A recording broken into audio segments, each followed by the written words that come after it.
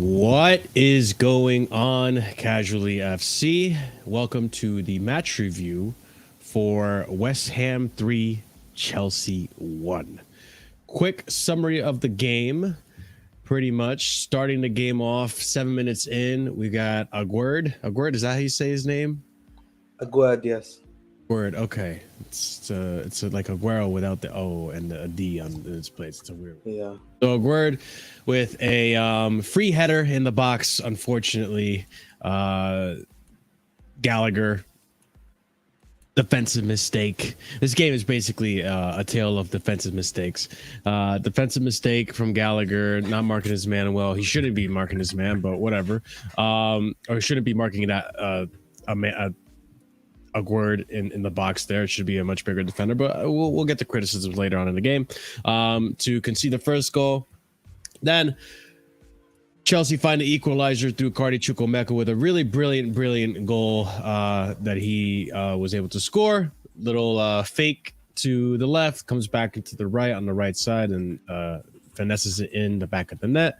Then Enzo takes a penalty that Sterling creates. Souček fouls Sterling right on the line.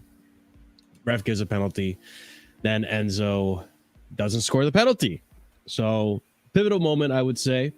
We go into the second half and we looked a little bit more flat this time. We weren't creating as much as we were in the first half. Didn't look as electric as in the first half. And then Mikel Antonio from a defensive error from Disasi and Colwell getting spun. Again, we can see the goal right there.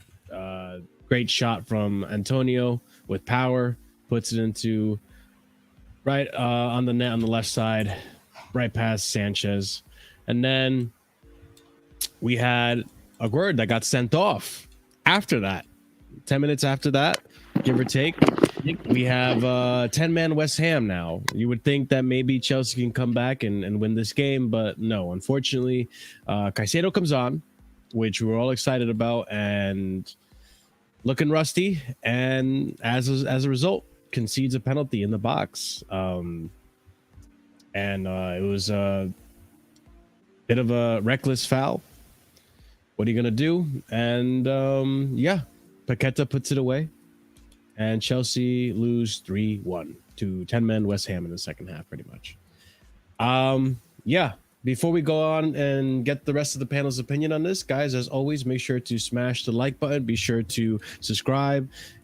Hit the bell notification. Don't miss out when we do go live. I know today is off schedule. I know usually we start at 10 UK time, but I do have prior commitments, so we had to start a little earlier. But that all being said, make sure you're checking out the links in the description below. Also, be sure to leave a comment. Let us know your thoughts on the game. And if you're in the chat, big up to you guys in the chat. And also be sure to check out our memberships. 4 different tiers starting at 99p. But the floor is you guys to go. I guess start off wherever you think. Overall thoughts on the game.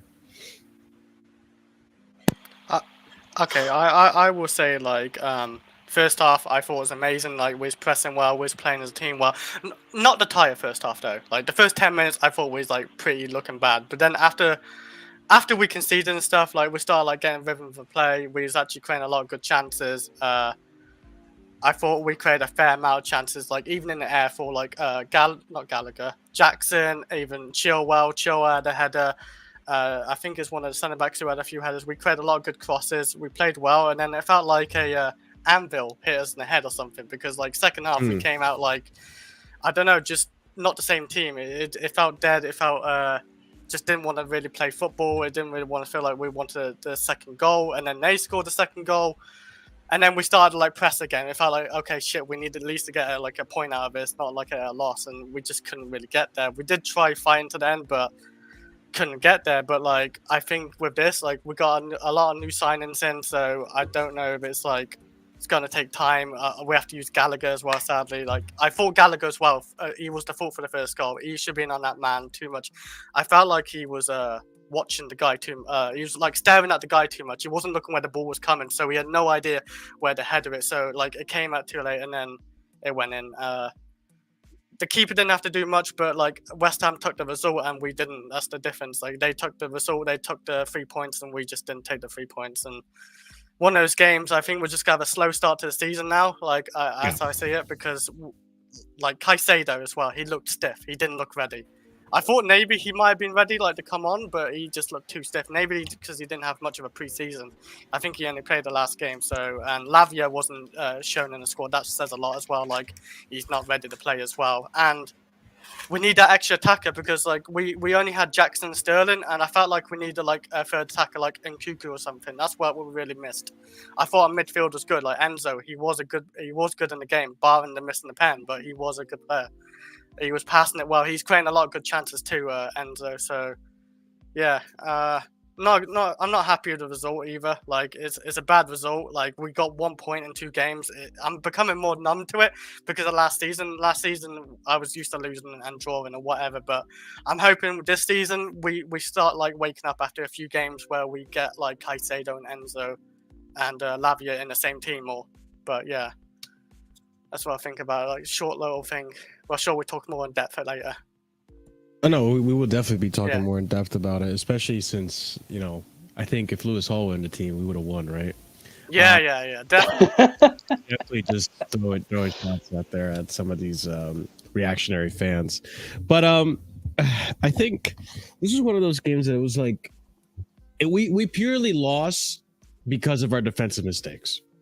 And obviously there were chances, the most clear cut being Enzo's penalty, obviously, that we couldn't put away. Do we know who is the backup penalty taker when Reece James isn't on the pitch? Like, we don't even know that James is the penalty taker. It's never been announced who the actual primary taker is. I think we know when they start taking like 3 or 4 penalties in a row. Like, I don't think they ever announced like who's the taker, because if they did, then teams would be looking at his penalty takes. I mean, I know Potter did when Jorginho left in January. Potter did say in the press conference that Havertz is now on penalties. So that's just one example. I don't think you should be like announcing who the penalty taker is, because then teams could be looking, okay, he's the one who takes penalties. Keeper will be looking where he takes them normally. But yeah, like I think I'm not sure if Enzo's could be the main taker, but I thought Sterling should take the penalty today as well. But yeah, I think overall today's game, like one of the things that, and I know it's just fresh in my mind, I need to think about it more. Usually I don't do the streams this soon, but like when I think about what happened in that second half, we looked good in the first half for the most part. I mean, obviously we need to tighten up in the defense. Like we can't have Gallagher being the guy in the on corners trying to defend Aguerd. You know, like that should have been a much taller Carney, or it should have been the Sassi or another defender, right?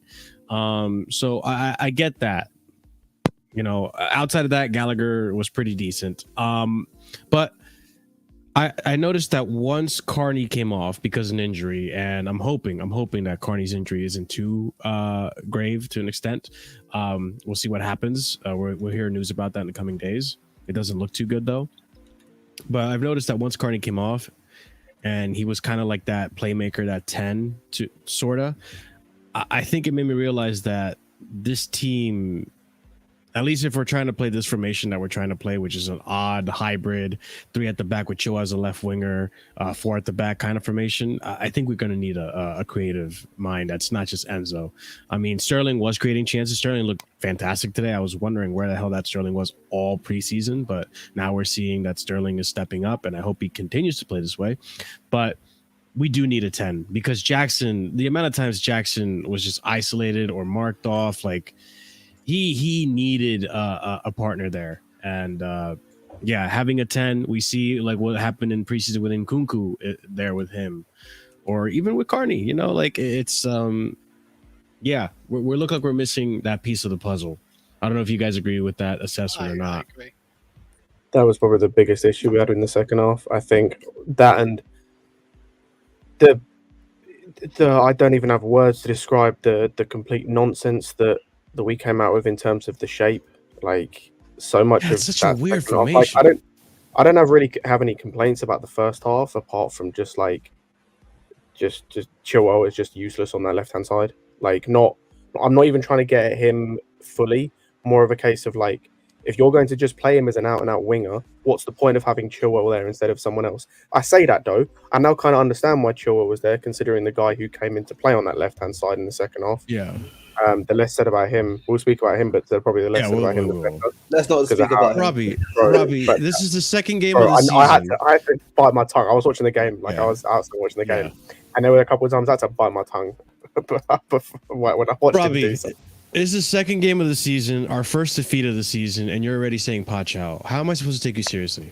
Like, and you say this is arrogance from me? I'm just being logical here. I'm not being reactionary. I'm not being like estrogen filled. So chill the fuck out, dude. Realistically, do you honestly think Poch is gonna be out in the first 2 games? Like, it's stupid. Why waste energy? It's just fucking stupid.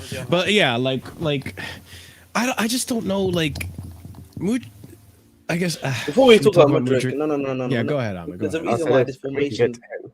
We can get to him. There's a reason why we're using this formation, yeah. And I came to this understanding really, but somewhat in my live stream today, where I was literally that I think he trusts Chilwell in attack. Like, I think Chilwell in attack, I've always said, is somewhat decent. He can definitely do something like that, right? But it's the defensive stuff afterwards with him where he's not good defensively at all. That's why this formation essentially is being played that he's playing right now. Yeah. Where he's playing like Levi Cole or some hybrid left back to left fullback, whatever you want to call it, right? And the other part of it probably is that Disasty, bro, ball to feet, man, is wallahi, man, you need to start questioning. It's quite a question. I think sorry, I don't know. That error was a weird one because it was not like even an error, Disasty like, and Silva were looking at each other like, who's getting it? You know, just in general, like that what he went from. Like, I know you could say this about a lot of the team, but like I'd say it was probably like most prevalent in him compared to everyone else. Like the term "a tale of two halves" comes to mind. Like that first half, he was solid. There was nothing like he looked like basically the Liverpool game all over again. Looked like solid, and then that second half, I don't know what happened, bro. It was I said this, man. Bro, it's like he had a twin. It's like he got subbed out for his twin. What team did Pochettino give? Like he must have given some weird pep talk, bro. Because like I don't know what is going on. Like the second half, the levels this one like that's like straight away. It's because we lost Carney. I think a big part of it was but Carney. The problem is, bro, if losing one player is gonna cause it to you, you're in big trouble. Especially if that player's Carney. Like, Carney's a kid. It's not even just Carney, right. Like, and this comes back to when the Pochettino thing. Like, you make a change at halftime, and Carney has to go off because he's injured. Fairs. Don't know why you don't bring Maatsen on at that point if the plan was to play whoever the sub was as the centre mid. It was Mudryk. You decide not to bring Maatsen on, you bring Mudryk on. That's absolutely fine. Considering in the first half that there were quite a few times where Chilwell was inverting a lot, playing almost like a striker at times, and Chukwuemeka was the widest player at times. Calm, makes sense. You can have Mudryk as the wide winger and have Chilwell invert a lot more. Nope. What you decide to do is have Chilwell hug the touchline, and you have Mudryk playing as a centre mid. That's what I was saying. It didn't even make sense, bro. You've got a guy who we can quite clearly see works in space, can't pick up the ball under pressure, can't play in the half space, doesn't work well trying to beat men like in tight spaces, basically.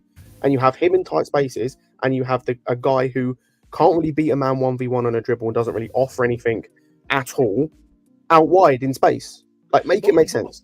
But Scott, he should have known this, because if we've seen this last season when Chilwell and Mudryk played with each other. Like, I don't understand why Poch should know this by now, because he's already seen that there's tape, there's IRL games where both Chilwell and Mudryk have played on the same side together as left back and left winger. For me, it just it's beyond belief. It just goes beyond belief for me, in my opinion. Like, and at the end of the day, man, when it just comes down to it, we don't have the formation for our number 10. I've made that point clear many a time. Mm-hmm. Like, we probably now, if Lavia hopefully is fit enough for Luton, whatever it is, Caicedo gets that rust off him, because he clearly looks like someone that hasn't played in a while either. Oh, yeah. Right? Yeah. Same with Madueke. I'll be honest, even though Madueke came on, right? He did okay. 4-3-3 is the formation. That's it, simple as that, bro. 4-3-3 is the formation. And I know that obviously the first half we weren't clinical enough, but I get the point now, of why we're looking for another winger. I think it makes sense now why we're going for another winger. I'll say on the winger thing, I'll be real. We keep looking like we're looking for a right winger. I think we should stop and look for a left winger. I agree. I think if Sterling's going to Mm. continue playing how he is, and he was amazing, by the way. He was arguably best player on the he was pitch. fantastic Like, today. bro, he was credible. The link-up play with Jackson, that he gave Emerson just a torrid time, like so much. Like he was isolating Emerson, getting in behind, like causing so many problems. If he continue, and I thought he did the same, especially in the first half against Liverpool as well. Robertson, like if he can continue playing this way on that right-hand side, we may need to look at a left winger. Because it's quite evident. But might be another thing, by the way, sorry, the choice of who Poch is starting to put faith in is starting to question as well. Maatsen had a great pre-season, looked amazing, both as a left winger, right winger, and a number 10. Basically, all across the front three, apart from striker, because he didn't play there. But he can't play now and can't really get like any game time or whatnot. Do you know what it is? Do you know what it is, Scott, man? I think he's probably gonna get sold now. Listen, I probably will, and I don't understand. I don't, but Scott, that's what I'm thinking, because I would have thought he would have been playing him more often. But obviously, with these reports that apparently he may be sold, it's looking like the club are basically just putting him on the bench and getting him ready to get sold. That's what Is there something about his contract? I think. Yeah, but like, I don't understand, like, because he looked amazing in preseason. It's same with Santos. Santos looked great in preseason, and now can't even make the bench. Like, I don't understand. Like, you know where you say, I was gonna say the Chilwell, like obviously I seen it as well. Like Chilwell's so high, like high up and wide and everything, or something like that. I don't see why we don't play Maatsen there, where he's looked good as a winger this in pre-season.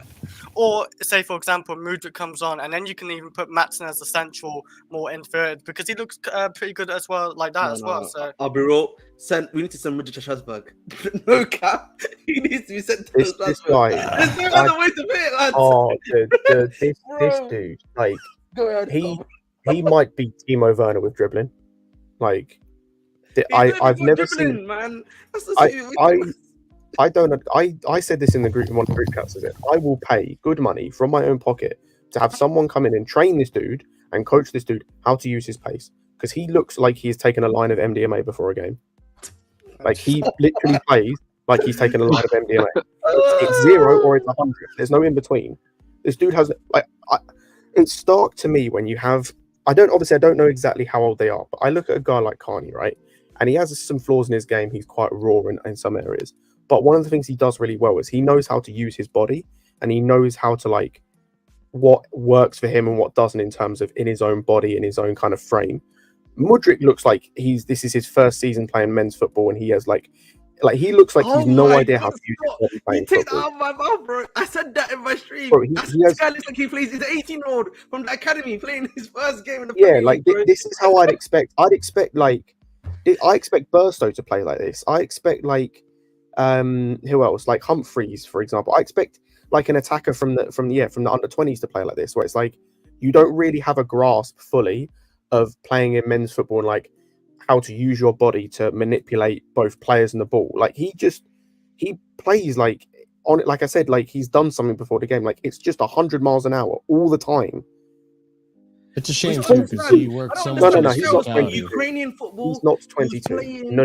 He's playing UCL football like with the Ukrainian team at some point. This guy's going to be, bro. What happened? Ahmed, we are 5 months away from this man being 23 years old. La hawla, man. Bro, this guy plays like he's 18. Like he literally doesn't know. He doesn't know what. Like it was the same game, the Liverpool game, when he had that chance at the end where it's like he's just sprinting. Like he's just sprinting at 100 miles an hour and is in no control of his body or the ball. And do you know what the problem is with me is like this is fine, right? If he cost the same as what we bought Madueke for, or he was a guy from the academy, I could kind of allow it because I'd understand. We spent 62 million on this player with a potential of that rising to 88. It rises if we win Premier League and stuff like that, Scott. Like win Champions League and he wins Ballon d'Or. I do have a question for you guys, like going on to the whole Mudryk thing. Before I ask that question, though, over 75 of you guys watching, smash up the like buttons. It does help out the channel, and hopefully we don't have games. Come on, stop being stingy with those likes. But, yeah, let's get those likes up. But I was gonna say, do you guys think part of the problem, not only with Mudryk, you think part of the problem with the team in general is that it seems that when Carney came off and we don't have a number 10, we're solely dependent on Enzo to be the creative outlet. Yep. Yeah. You saw today as well. He created like, I don't know, 4, 5, 6 chances. Like he was like pinging the ball into the box and stuff. Like he was the only one really creating. And Sterling was trying to create as well. Sterling did create a few chances, but other but them, I couldn't really see anyone else creating. I think Chilwell had like one cross where it was okay, but there's nothing much more by that. Like like it's Enzo doing most of the creative work. I couldn't agree more. It just looks lethargic though. There's no threat. Like it's so easy to defend against because it's just monotonous and slow. It's the same stuff we were seeing under Tuchel at times, like where it's just side to side and it's really slow. And it's like the only person willing to drive at their defense with any conviction was Sterling. Like, and then Madueke did it a bit as well, like a little bit later on. But like Mudryk did it and would just like again just run into a cul-de-sac. Jackson was isolated against like 3 players, had no chance. True. Why? I don't know whether this was a team thing, a Pochettino thing, whatever. But like, why we're trying to cross the ball in about 1 million times when it's quite clear that West Ham have the height and the jumping reach, and like they have the presence to deal with it. Why not? I don't know. Just hit a ball across the ground, put a low cross in. Maybe you get a deflection and an own goal. Like, honestly, I don't know whether that's a player thing. There was no driven crosses. No. Well, there was, but then Jackson missed that. Yeah, Sterling. I'm pretty sure Sterling did one as well. Like, but yeah. And yeah. Oh no, we did them in the first half. That's what I'm saying. It worked. Yeah. Second half, we just didn't do anything. We just looped cross, hey, and headed out. I think that's just when when nothing's going your way. That's what these players they revert to type. That's what their type is. It's just crossing the ball in the air, looping it, and no matter who the opposition is, whether their centre backs are 5'7" or 6'6", it doesn't matter. That's them reverting to type. Yeah, just quickly, man. I saw the Danish Maldini thing about Kai Chukwuemeka. Bro, anytime someone's holding their knees and then you come out like that, bro, it's GG's, mate. He's not going. He couldn't even walk off the pitch. He couldn't walk off. You need support from 2 medics. Yeah, man. 9-9. Man. I hate to say it, bro. It's 9-9. Or ligament. No, that's a ligament, mate. That's a ligament. Yep, it's wraps, man. It's wraps. It was the same thing with like Chilwell. Remember Chilwell against Juve when he tore his ACL? I remember. Yeah, he could barely walk on that foot. Yeah, I mean, the worst thing is as well. I saw on Twitter before that someone jinxed it because they were like, "Oh, Carney's reminded me of Loftus Cheek 2019," and then that happened. I saw that on Twitter. I'm like, damn. Yeah, I mean, with the whole Carney thing. Oh, go on. I was gonna say with the whole Carney thing. Go ahead, Chris. No, like with Enzo, you talk about creation. All the Premier League teams have to realise if it's just coming from Enzo and maybe Sterling as well at times, they'd have to like either press Enzo or like sit a bit deeper and like header out or something like that. Like that's what they have to do. Like stop our creation. We definitely need Nkuku or another creator help him because like 1 or 2 is not enough. I did try and mention that before you like go off into Carney. Yeah. See, that's the thing too. I'm not gonna jump to conclusions and say, "Oh, it's ACL or MCL with Carney and stuff." We'll see what happens. It could have been a really, really bad knock. But he did get a knock earlier in the game. I'm pretty sure. I don't remember. Yeah, he was holding his knee. Do you remember? He went into a challenge with Emerson and came out holding his knee, and then carried on playing for about 15 minutes afterwards. Yeah. We'll see what's happening with Carney. But now that Carney's out, I'm thinking. We can't. They have to switch the formation. It's got to be a 4-3-3. We can't. The formation should have, in my opinion, people are not gonna let me say this. The formation should have been changed today. It should have really been 4-3-3. It should have been a back 4 today. I don't know why we went back to this back 3. No, it was. No, that's what's stupid about all this. It's not on left wing. That's what I mean. No, but we are playing a back 4. Like we are playing. This game we were playing like a 4-3-3 or a 4-2-3-1, kind of a hybrid between the two. The issue is our left winger in attack is Chilwell, who offers nothing, who offers literally nothing. And this is I don't understand, by the way. I kind of do understand how Mudryk played, but I also don't understand because it's quite clear with Chilwell. Defensively, he's offering nothing. Like, it's quite clear that he's been told, or he's been told, or he's just not doing anything in terms of defensive work, right? So if he's not offering you anything defensively, all you're asking for him is stuff going forward. And all he wants to do going forward is either pick the ball out wide and cross it in, or invert inside to do nothing. Like, he literally offers nothing to this team. And it's not even me saying that he's good, bad, or anything. He just, when he's on that left wing side, he's offering nothing because it's just not comfortable for him. Because he's not a left winger. Simple as that. Because he's not a left winger. But then you've got Mudryk who comes on, and again, you play him as a centre mid, which is fine. But even when he went out to left wing, he had one good drive, like straight after the sub happened, where he went out wide. But then after that, all he's doing is picking the ball up, dribbling past a man, slowing it down, or just hitting a cross into row Z, or just hitting the ball like again into row Z on a vote. Like our left hand side is in attack is awful. Guys, can I say I want to pick up on Scott's point here about Mudryk. Do you guys remember that volley shot? Even though it was offside, yeah, I still do not understand how that shot went towards the away end. I have no idea how he did that. I swear to God, bro, he's a professional footballer and he's managed to slide that ball into the away end. Like, I don't know. Like, I was like, how did he do that, bro? How? Like, I don't want. M3, by the way, it might be a case of like he's been instructed. If that's the case, I've got big question marks. I'm looking at Poch going, what are you doing? Because like it wasn't in the Liverpool game, right? You could kind of understand it from a sake of like maybe you want to put pressure on Trent because of how much he likes to get forward. Like you could find a way that it makes sense.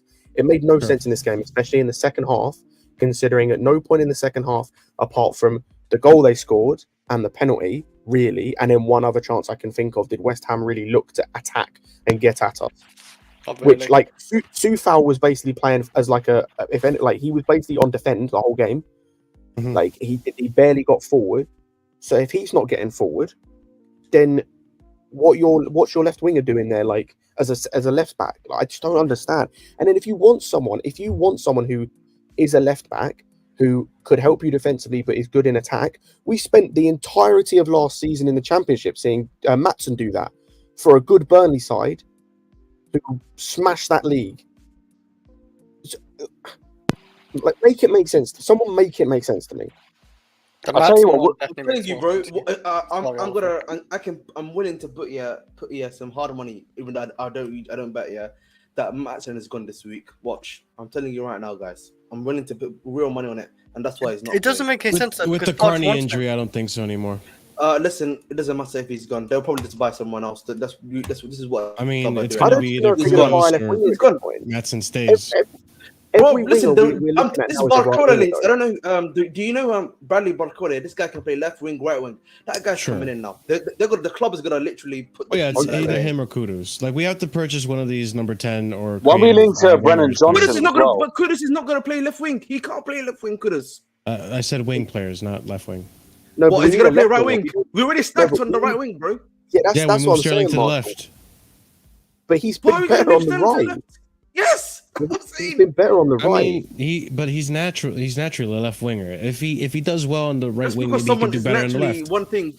Someone's naturally one thing doesn't mean that they. I mean, guys, we have to try. We have to try. No, like, what other options? Like, we're not just gonna buy a left winger and hope it works out. You know. It's not just that. It's the more the thing for me with Sterling is everything he's been good at in the first two games has been beating the guy, like going to like the byline, like beating the guy. Whereas like if he's playing on the left wing, he can't do that because he's not that great left. Like his left foot isn't that good. Yeah. So he has to cut inside a lot more, which I think he's not as good at. Like I think we saw in this game when like in the second half, he had to come inside a bit more, especially when Mudryk came on, and I don't think it helped him as much. I thought he was pretty in the first half when he was able to get down the outside. Yeah, he was like a second striker. And this is where he played his best at City as well. He played his best on the right with Sané on the left. And this is my thing is like, so we've got him playing really well at right wing, and you've got Mudryk who's the backup and coming back into fitness and whatnot, seeing as this is his first minutes playing in the team. Mm-hmm. So then your left wing options at the moment, are Chilwell and Mudryk. Listen, I'll be honest with you guys, like, bro, the left wing. I'm not ready. One second, just before you go, bro. The whole left wing in general, left back and left wing is fucked. There's no other way to put it. I'm sorry if I saw it, but it is fucked, literally. Mudryk, how do we go from Hazard to like Pulisic and Werner and Mudryk? How have we done this? Listen, people aren't even deep in the fact here. If Chilwell gets injured, Cucurella's next, and we know how bad even he is, man. At this point in time, Cucurella left wing, Lord of mercy. Oh, please no! There's no way. Tapped, bro. Like, you know what, man? I think obviously like right now I'm being a bit funny, like maybe being a tiny bit overreactive at points, but like when you actually think about like that to your left side, it's not looking good, bro. Though I'll be honest, like Yeah, it's not even the same attack. That's the thing. If we're gonna choose any left back, I want Matt's attack. Matt's not. We don't there. have the same here's attack, what I'm bro. saying. Here's what I want to point out too. Like, listen, I know everyone wants to cook Mudryk and all that just stuff. quickly. You want to see the video? Hey, of, just quickly, you Chukwuemeka? just interrupted me before to say something just quickly. Okay, Give me my just bad. a second, all right? Let me be just quickly. With the whole Mudryk situation, I'm just trying to be patient with this whole process, okay? I said it from the beginning, even with all these signings, even with Caicedo, Lavia, and stuff, this is still a young team. This is still a team that still needs time to gel. It's still a team that needs to, this is first season under Poch. Like, I'm not going to be hyped up like a lot of Chelsea fans I've seen on Twitter and on YouTube saying like, oh, we're going to win the league, oh, we're going to challenge, oh, we spent $1 billion, we have to challenge. Like, no. This stuff is a project. It takes time. With Mudryk, match fitness, match sharpness, I should say, not match fitness. I'm sure he's fit. He had an off game today. I think he looked better during Liverpool. Yes, he overran the ball in that one opportunity, but Maatsen also missed it completely when he went to take a shot. So there's a lot of factors. I'm not ready to just say like, oh, Mudryk, get him out. Like, I'm willing to give Mudryk a chance, but they have to figure out what's going to happen between Chilwell on that left wing, Chilwell even on as a left back, if we're playing 4 at the back and Mudryk is on that left wing. Like, we know that doesn't seem to work. I don't know. Poch has to solve some new issues now that have arisen from this team. Ahmed, what were you going to say, bro? No, I was just gonna say there's like I've got the video of like Chukwuemeka. If you want to watch it, it's not like banned or anything. You can actually just watch it. It's fine. Don't me to share the screen for you to see it. For you guys What to is see it? What is it though? Is this someone? It's just like a reporter that's recorded it normally. It's got like you won't get copyright claimed or anything. It's fine. All right, go ahead. Yeah. Do you want to just put it on there? Do I need audio for it? No. No. Visual? No need for audio. You can put it it's on. all good. Yeah, there we go. I mean, we'll see. It's only the second game of the season, but at the same time, like, it's still frustrating to see this kind of stuff. Yeah. And again, like, now it's even more evident, like, we need to go in for Kudus, maybe go for Barcola. Like, I don't know. Like, the left wing situation is a tricky one. I'm willing to give it time, but I understand, like, you know, we want results now because we've built. Can I ask you a question? Mudryk is second season now. Go ahead. I'll ask you a question, bro. Do you honestly those believe, like buttons, people, please? Do you honestly? I'm gonna say this now, yeah. Do you honestly believe Mudryk is gonna improve within this season? This is an honest question I'm gonna ask you right now. At the level he's at and the level he's showing, and remember, this guy has played last season too. Do you honestly believe that he's gonna improve at the rate that you're thinking is going to improve at? Honest question. It's an honest question. I think so. I just think he needs more game time. He hasn't been playing because of Chilwell. I honestly, that performance that he had today, listen, you can have bad games. Don't get it twisted. Players have bad games, but that wasn't like a bad game, bro. That was like someone that I don't know how to explain it, but that's someone that's not ready for the level, if that makes sense. He felt like that was someone that was not ready for the level. That maybe again, I'm being a bit overreactive at this point, but particularly with him, because like the thing was, like, you could look at someone like Jackson right today. I think in the first half he performed really well. Yes, he missed some of the chances that he was able to get right, but I at least could see there was something there where I could say I could see this guy's going to improve, right? But with Mudryk, the way this guy was playing, right? Clearly he's a project player. For me, this is why I've always said the loan to Strasbourg for me would actually do him more of a world of good than some of the players you've actually sent there, like Angelo Gabriel, in my opinion. He actually would be okay to go to Strasbourg alone, where we'd get minutes week in, week out, be able to train, have his time there, rather than a Chelsea team where he's probably going to get limited minutes because our club is trying to get into UCL football, if we're being honest, guys. I was gonna say, yeah, like I understand that point, Ahmed, because like in the seasons like before we bought him as well, he didn't really show a lot, like, and he didn't really play a lot. Obviously, the season before last season as well, of course. Like, so yeah, I understand it. Like, he hasn't really shown a lot, but like it is hard to beat West Ham at their ground. Like, if you remember the last time we beat West Ham at their ground, it was literally with where Timo Werner scored that goal. That's the last time where we beat West Ham at their home. Like, I don't think we beat them after that since, and that's a long time, 2021. But I hope it's just one of those games where it is. Like, I don't care to look at the history because, like, right now, like, this West Ham team doesn't have a Declan Rice. No. Who else? Are They was missing another player. There wasn't missing a player today. Will was on No, the today. Moss, you're right. They don't have a Declan Rice, but Declan Rice was never the reason that they've beaten us so many times at their ground over the past few years. He was never the reason for it. We caused our own problems in the past and also today. Yeah. I mean, today was clearly defensive mistakes, which again, like both defensive and clinical. Weren't clinical enough. Yeah, clinical too. Yeah, I mean, listen, you gotta look at Enzo too. Like that penalty was a bad. I don't know. I don't care what people say. I think that was a badly taken penalty. Listen, Ryan. Yeah, just because one defender has a bad game does not make them arse. All right, you would do well to know that, my friend. That's at least Maguire didn't cost us like what 75 million, 80 million. It cost half of that, so we didn't get ripped off. I mean, what do you guys think of Colwell today? Colwell today was not convincing me. Not good enough. I thought he's actually our best centre back today, though. I didn't really like Thiago Silva today. I like Thiago Silva. I don't think he's that good. Yeah, I don't. Axel, no, I just don't think Thiago did like as good today. Like defensively, he wasn't that good. On the ball, I mean, for the goal that we conceded, the second one, I thought him and DISASTOROUS were just not on the same page. Like they looked at each other like, who's gonna go for this ball? And then DISASTOROUS made the last decision to go for it and try to clear it, and it goes and lands in front on the I don't know. I thought defensively maybe Colwell was a little bit better, but like going forward, Colwell was definitely better on the ball, and I think and Silva and Axel on the ball. Like he was fair. I can hold that good, folks. I think that's a fair point to make. Yeah, but at the end of the day, when it comes to Colwell, he was obviously you cannot allow Antonio to outmuscle like that though, because Antonio, he's a big boy player. You can't let him to outmuscle. That's the mistake that he made, in my opinion. But I feel like that he was having an all right game for me.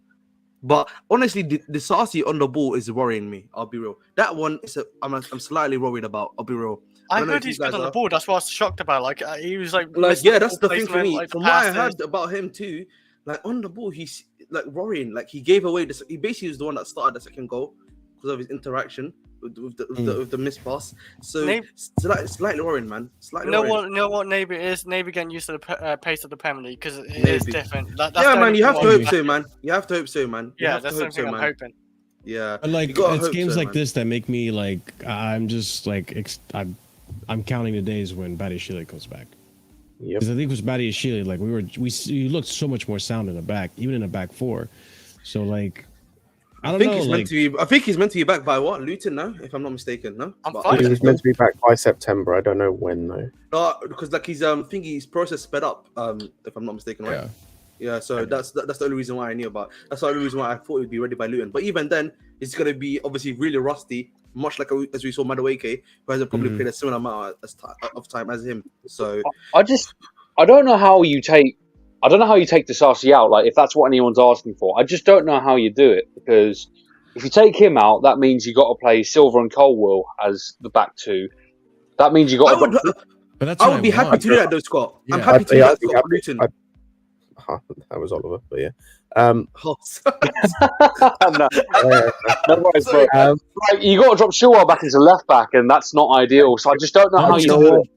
I'd prefer you guys watch you smash at the like. Go ahead, Scott. I'd prefer that at this point rather than seeing this. Like, as long as Chilwell don't play at left wing, I don't care.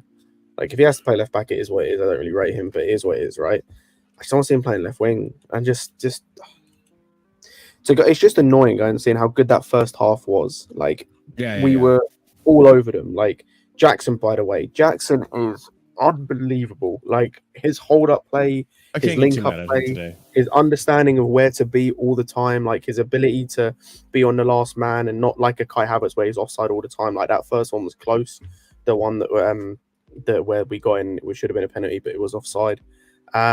Just his ability and like awareness of where to be is incredible. And it's just we're just killing him, man. Just having him play against like three man at the same time, two big centre backs, and just giving him nothing in that second half.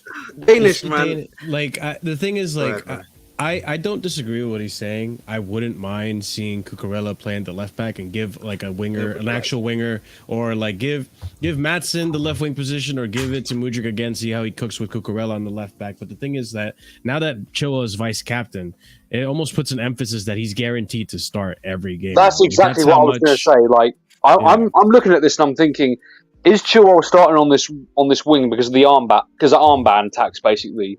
Because if Poch seriously rates Chilwell as a winger enough, regardless of the captaincy, if he rates him enough as a winger that he can't let Mudryk start, then it is deep for Mudryk. That's all I'm going to say. But what's mad though is he was bar the injury, he was the first sub. It's the first guy brought off. Right? Yeah, he was. Yeah, but just to the point of Danish Maldini, do you know what it is, bro? Like, how much of a difference? And this is the argument I'll always make. Yeah, how much of a difference is bringing Cucurella on for Chilwell? How much is that going to change it for you? It's not going to change much. Is like, it's not going to change much, though, bro, isn't it? It's like almost putting two different cheeks to the same ass. Literally, for me personally, that's my opinion, right? I may be wrong, but it feels like for me, changing Chilwell for Cucurella is not going to change that much. I think. Go ahead, Scott. I'll be honest. The thing you could do when Badiashile is back, and I wouldn't be opposed to if he wants to do this going forward. If he doesn't trust Cucurella, I'm more than happy with Cole staying as the left back. If you kind of want to do him like inverting a lot more and almost becoming like another midfielder, for example, or like maybe you have Gusto as being a more attacking option. You go free at the back in attack. I'm more than happy to do that. As long as Chilwell was not playing on that left wing. I don't care who else you put there. Just don't play a natural attacker there. I don't care if you have to play Jackson there and you put Burstow up front or something. Just don't fucking put Chilwell on the left wing. I disagree. I disagree with Scott on that one because I'm thinking the opposite. I'm thinking like I'd rather have Cucurella on that left back position, be more conservative, be more defensive, and maybe it allows Cole to be more creative with his passing. Maybe it allows Cole to not be so defensively dependent on the left back position. Like because at the way I see it, like we're kind of restricting Cole's abilities by forcing him to play the left back position because Chilwell can't defend. I rather have the defensive consistency from Cucurella than what I'm seeing from Chilwell right now, which isn't that much in the attack. Like, yeah, fair. Liverpool, he was all right, but today, what did he really provide offensively that Sterling wasn't doing? You know, Chilwell had that one cross where it went wide, but that was it really. There was no shot. I've just remembered that chance he missed as well. He's literally got a tap in basically. Bro, I know. Oh my god! Yeah, it was when Sterling cut it back and Yeah. I think Jackson missed it. Carney missed it, and then Chilwell hit it with his weak foot. Jackson mixed that one. Yeah, I remember that. You know how crazy that was. Yeah. I don't know where Carney was going for that one. Where was Carney going for that one? Like I could understand like the Jackson miss, but this guy was going forward towards the goal. That's because Sterling could have crossed it across the net, and that's usually kind of what he does. I didn't expect him to cut it back. So you shouldn't miss that. That wasn't a play. I couldn't believe it went through both. Like they just couldn't get it. I remember on the Discord watch along, we were saying, "Oh, someone's like Jackson's left that." No, he just missed it. Yeah. Even so, you've got like Chilwell's free at the back post. He just has to just put your foot through it, man. But he hit it with his weak foot as well. That's the other dumb thing. He hit it with his weak foot. I don't really care they hit it with his weak foot because sometimes you have to. But where's the power, bro? It was like he was passing it. That's the idea. You hit it with your strong foot, you get more power. That's my idea. What you're saying? Chilwell can use both feet though. I've seen him use his right foot plenty times before. He's not as good as his left foot because he's a strong foot, but like he can hit with his left. He just want the power into it. I will say, by the way, I fell for Enzo in that second half. The lack of movement whenever he was getting on the ball was pissing me off. Like, every time he was picking the ball up, and you can see what West Ham are doing, and they did it really well. Right, this is what they do really well with. Like, they're just sitting there, especially because they were down to 10 men, and they're not giving any space or anything like that. So you've got to like move a bit, get some like trying to create a space or whatnot. And there's not a single dude moving. There's not a single guy like doing anything. Jackson, I don't really blame because he was literally on 2v1 the whole time. Yeah. No one is like. There's no one moving. No one's offering anything. Just everyone's just static. That's why I want to know what did Poch say to the dressing room at half time, because second half they just dropped off like it's like an anvil or something just dropped on their heads. I don't think it was what Poch said. I think missing the penalty probably deflated the team. That's just me theorizing. And maybe Carney injury as well, because I didn't rate Carney against Liverpool, but Carney against West Ham, he's actually looking a lot better. And maybe when he got injured, maybe Like, that's just part of it as well. Just to take a moment of admiration, that goal from Carney was fan-fucking-tastic. What a goal! Like, how long has it been since we've seen someone cut inside like that and just hit it? Yeah, like, and score it. Brilliant. And score, yeah, of course. This is awkward right now, brilliant. Miss Molina. You shouldn't be here right now.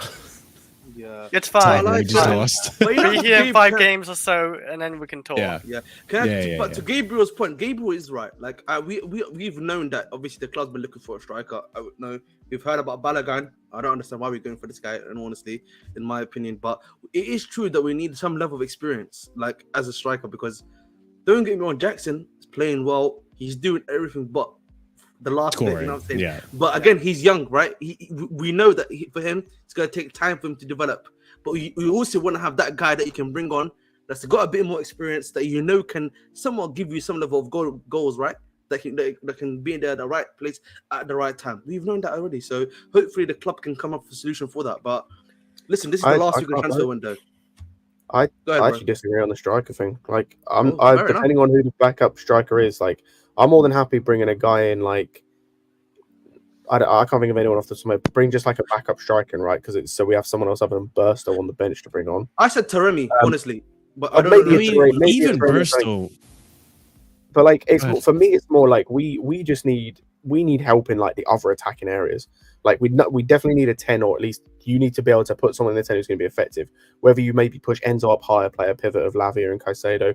Whether you play Maatsen in the 10, see if that works, because he looked good when he played there against Brighton. I think it was in pre-season, Newcastle, whichever game it was. And we fucking need a winger. Whether it's a winger that can play both sides, whether it's just a left winger, whatever. Because the problem we had, especially in the second half for me, isn't the fact of the missing chances. We didn't create any chances in that second half. Anything clear. No. Our best chance we created in that second half, to memory, was that Mudryk volley. That's the best chance I can remember us creating in that second half. If someone remembers another one, please correct me, but that's the best chance I can remember us creating. And the fact that is the best chance we created is embarrassing. We don't have enough creativity to go with the team. Almost 130 of you guys watching. We only have 43 likes. What's going on, guys? If you're here to banter, smash a like for the banter. If you're here to cry like the rest of us, then also smash a like. You know, come on, guys. Let's get those likes up. Let's try to get them up to at least 50. All right? I appreciate it. And if you guys are enjoying the content, by all means, subscribe and all that. There's one player... I can't believe this is happening to me. Like, I'm in this position where, like, I try to be fair in my criticism, and as a result, I have to like also be fair about players that the fan base don't seem to very much rate and like, especially one person in this panel in particular. I gotta give kudos to Gallagher, who I feel like in this game, like obviously looking at the score and everything has been overshadowed, but going forward, not the best, but defensively, he's been doing a really good job of disrupting the plays and turning the game around, or turning the possession around. I think he's been doing really well, and I don't see him leaving. I really don't. I already said he's not leaving. I already maintained that he's not leaving. But yeah, it's you can't really blame either Gallagher, and you would think like Gallagher. Well, yeah, obviously, I forgot to mention outside of the first goal. Obviously, the first goal. Oh yeah. Like I already. Listen, Gallagher has no business being in that box. The poor marking, like it is what it is. Like that was a. Can you even say that's his fault though? That's on whoever organised the set. It was Chilwell. He's the one who messed up. Because the fact that Chukwuemeka obviously missed, I think, the header that he was meant to be getting, and then obviously Gallagher just apparently, for example, No. Carney didn't miss the header. He wasn't marking anybody. Oh, he literally wasn't. Go and rewatch it. He wasn't marking anyone. Let's see if I can find the highlight. No, wasn't Carney on the line? But he like jumped for some reason. No, he was kind of on the line, but he jumped. Maybe, but he wasn't marking a particular player. If he was actually marking the line, he shouldn't have jumped straight away. He should have. At the end of the day, man, but at the end of the day, Gallagher did get out physically. He got dunked at the end of the day. That's what matters. But he that was on him at the end of the day. You know what I'm saying? He should have been a bit more physically resilient against Aguerd, but. I think he should be looking at the ball a bit more because he was too busy looking at the player. I think when you look, because like I think for me, at the end of the day, in the midfield, he was doing somewhat of a good job at least intercepting, but he's not providing anything going forward. And like probably when Lavia, that's understandable, right? Go ahead, Scott. I'd say that's probably the biggest issue at Gallagher. Like I don't think outside the first goal that like the mistake, and that's for me, we can say what we want. Like, yeah, it's poor in terms of setup. At the end of the day, you still have to at least attempt to like you put a get off, you like at least challenge for that, bro. He didn't even jump actually. No, yeah, exactly. He wasn't even Marshall. I'll go on further. He wasn't even looking or facing the ball when a get jumped. That's what I said. Like he was actually facing the opposite way to where the ball was. He had his back to the ball. Scott, he was too busy about the guy's movement. He didn't even look once to where the ball was coming from. So how can he know when to jump? It's stupid. I think that was. But like apart from that, I don't think he was terrible. My thing with Gallagher is he's just so limited, and it's like I look at him play and I'm like, if you imagine that was someone better. Imagine if that was just someone better, he could offer so much more in that position. I think that's the thing with Gallagher. Like he's good defensively. He's terrible on the ball, especially in like when he's got space, he's okay. When he's not got space, he's terrible. But like he's just so limited. And it's like hopefully when Lavia comes in, or hopefully when Caicedo gets more up to speed, because I didn't think he was awful. You could tell we had no preseason. He had a couple of nice moments, but then there was a couple of moments he looked shaky. But like hopefully when these guys come in, the level will just increase so much. It was Scott, you know, like that pass where Sanchez had to do a save at you, where he knocked it to someone on the right, and it just didn't seem like anyone's like near him. Just no one told him like to pass it. Like man, there was like 3 or 4 of those. There was 3 or 4 of those where he just. I think it was mainly in the first half where he just passed to the West Ham player just for no reason. Like he just passed it. He just looked very stiff on the ball. If I can find a better angle, I will put it up. But like you got Gallagher. They've got blurry Gallagher over there. Yeah, I got really blurry Gallagher and then really blurry Carney up here. And yeah, you see the cross come in. He gets pushed forward. So he gets, you know. So yeah, he doesn't jump. Carney does miss. He missed time. He's no man's land. Wasn't looking. He's a no man's land. He also wasn't looking for a man to mark. Yeah. And yeah, just a well-placed header from Aguerd as well.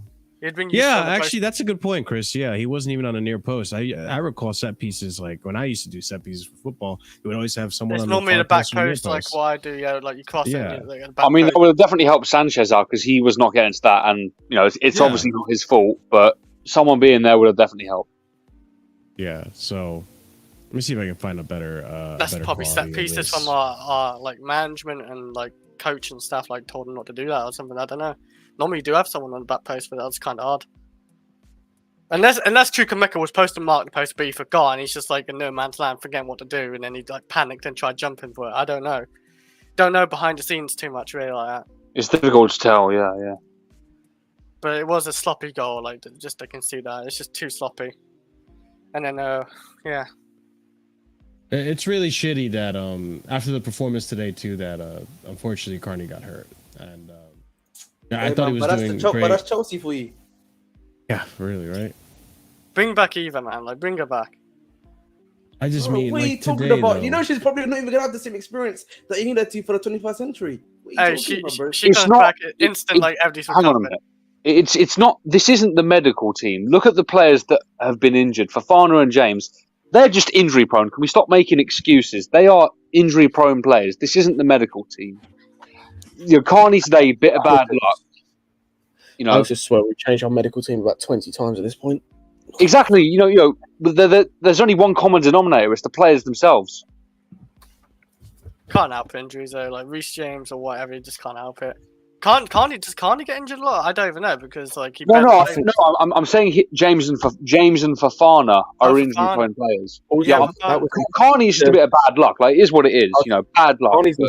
Carney's was an impact injury anyway. Yeah, it came from that challenge with Emerson. Yeah. It wasn't like it was a pitch thing. It wasn't like it was like.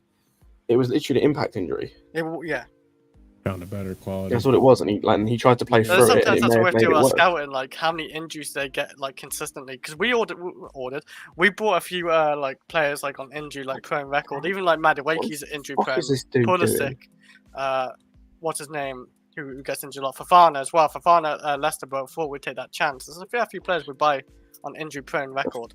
The fuck is this clown doing, by the way? Like who? Gallagher? Well, yeah, he got pushed off the ball right there, or pushed off the player. He's too busy looking at the player. He's too busy, and he literally looks last second. He's too busy trying to like, like he's not focused on the ball at all. He's too focused on the player. I understand you have to look at the player. He's playing the man, not the ball, as they say. Playing the man, not the ball. But he didn't prevent the jump. Like, prevent him to jump at least then. If you go, like, too busy on the player, prevent him to jump like that. Because if he doesn't jump like that, then he probably ain't scoring. Like just jump when he jumps, you know, and just get in the way. Just be a nuisance. Anything, but if you want to go look at the ball. Because it's quite hard to get... It's actually quite hard to cause a penalty for the box when they're taking the corner. Because I remember Aspie against Maguire. He got, like, put in a headlock or, like, a wrestling move, and he still didn't get a penalty. Or Cucurella got his hair pulled in the corner, and we didn't get a foul for it. Stuff like that. Like, it's easy to get away with. Just nudge him. Push him. Let's see if I can find the Antonio goal now. Obviously, I would like to... I've got a question to people. I'm not saying he was necessarily bad, but... No. I've already heard you give him some positive feedback. Oh no, I'm not talking about Gallagher. I'm talking about someone else. I'm not going to say he was necessarily bad today, and he had a couple of decent saves. But does anyone else with Sanchez just have this feeling of not being secure in goal? He gives me dread. Yeah. You know that Kepa dread. Like, I was thinking that on my way home, Ahmed. He gives me the same dread that I would Kepa. It's like, yes. And like, I'm not saying he's bad, and he didn't have a bad game. It's just I see him in goal, and I get the same dread of like, I just don't feel secure in goal. Like, for example, I was thinking about this on the way back. Like, say for example, we had Emi Martinez, where it's like I don't think it fits our team particularly well because I don't think he's a great sweeper, and I don't think he's great with his feet. But I think seeing him in goal would just fill me with more confidence than Sanchez. And I think that's just a subconscious thing. Like a subconscious thing. And it's, like I said, I don't think he was bad today. He had a couple of good saves, but it's like, yeah, he just doesn't fill me with confidence seeing him in goal. And I don't know what it is. I saw you know what I think that is? What I think that is just the amount of years that we've dealt with Mendy and Kepa for the past 3-4 years. That feeling is still ingrained. So I don't have I'm not easily persuaded by a keeper that we just brought in to compete with Kepa, not even to take over his place. So it's okay, still new to the team. I haven't seen him make like a world-class save that convinces me okay, this guy's the guy. I mean, today filled me with a little bit more confidence. I don't think any of the goals are really his fault. He got really close to the Antonio goal, but yeah, I know what you're saying. I felt the same exact way, Scott. I was going to say, the only thing I like about Sanchez, and I will keep saying that, is this coming out for crosses. He's 6'5", and he actually comes out well a lot of times. I didn't even see that today, though. I don't remember him. I saw a couple of times he ran out and punched it, or he definitely grabbed, but not as much as Liverpool's game, I thought. But he's 6'5", and he comes out for cross as well. It's definitely better than what's his name? Kepa. You've got a worry as well. But it just comes back to the fact that we've said this before. He just feels like to me, it feels like a minimal upgrade to Kepa. It's almost like there's something to what Scott scared about feeling straight. Whenever I look at him and I see someone in front of the goal, I'm like, fuck, that could be 3-1 already. Literally, I was thinking that on Byrne when I think when it was either the Byrne shot or the Finky shot to make it was it Ben Rama when we hit wide? Sorry, I see him getting the players wrong. Sorry about that. Literally, yeah. There are times where I would just be that's in. It's cash money, man. It's very scary though. This is the second goal. This is man, after the clearance error from Disasi. Somebody misplaced pass. I thought it was he's trying to clear it, and he cleared it to the West Ham player. And then Colwell got spun here. Oh, honestly, I don't necessarily put too much on Colwell just because it's Antonio. We've seen plenty of centre backs, plenty of guys get out muscled by him. I put this all on Disasi, man. The start of it is so poor. I don't know what he's doing. Also, if you carry on a little bit, I don't know what he's doing here with Antonio. There's no closing down, there's no stopping of the shot, nothing. Yeah, true. Bro, he shapes it once, he steps off of him. Gives him space. He gives him more space. He fakes to go and shoot, and then he steps back. I'm not saying he should. I don't think we should say he should go for a tackle, but he's given way too much but close him down, limit the space is what I'm saying. Don't dive in. At least go shoulder to shoulder with him, I would have said. Yeah, limit the space.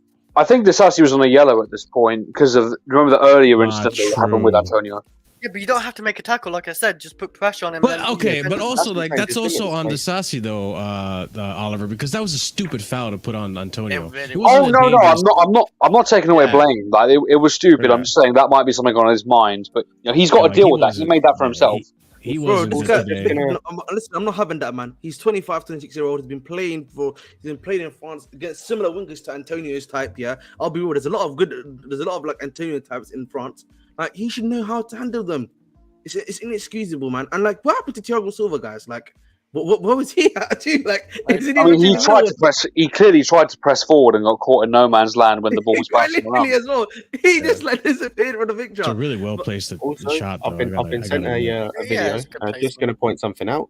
Would you like to have a guess where the corner that we conceded the first goal came from? Chilwell and... Oh, I did say Chilwell. That was the first thing that was said before we started shooting. Like, watch.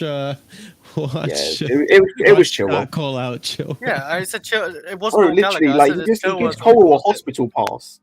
Like Scott, I was telling Marshall on Discord. I thought you were going to cook him earlier for that, but fair enough. Do you know what it was, Oliver? I fully didn't clock it until I think someone mentioned it in the group chat, and I just seen the clip now that someone sent me the clip. Like, I think Alexis shared it on his account, didn't he? Yeah, it was someone sent me it. It was Alexis's video, but someone sent me. So Chilwell gives a hospital pass to.